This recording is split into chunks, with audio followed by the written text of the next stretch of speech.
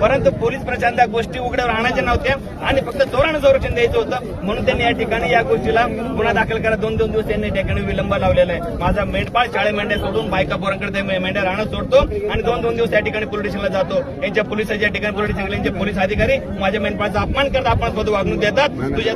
तू काय गांजा पाहून झोपतो का? तू काय तुझ्या कुत्र्यांना गांजा पाजतो का? एक वायू पोलीस स्टेशनचे अधिकारी म्हणतायत तुम्ही आम्ही जर चोर पकडले तुम्हाला किती बक्षीस देणार? बक्षीस सगळ्यांना भेटणार, काळजी करू नका।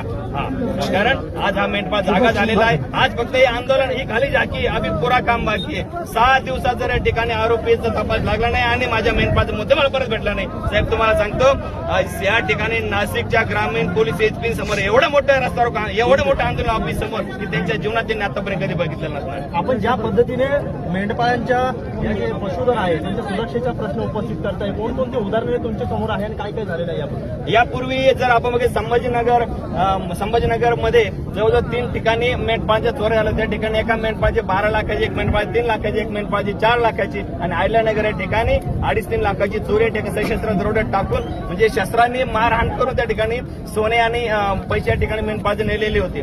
त्या ठिकाणी आम्ही आंदोलन करून ते चोर त्या ठिकाणी आरोपी त्या ठिकाणी पकडलेले गेले।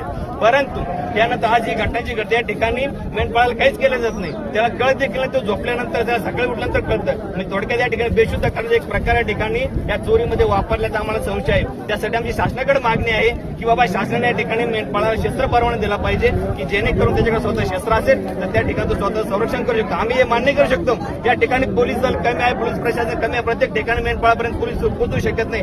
जरी मेंढपाळाने फोन केला तर त्या ठिकाणी लोकेशनवर पोलीस गाडी वेळेत नाही जाऊ शकत, कारण मेंढपाळ कुठेतरी आउट साईडला आज मेंढ्या घेऊन असतो, आम्ही मान्य करू शकतो। पण त्याच्यावर जर पर्याय काढायचा असेल तर शासनाकडे एकच आहे, त्यांनी या ठिकाणी मेंढपाळाला शस्त्र परवाना दिला पाहिजे। पुढचे जो आमची अडचण आहे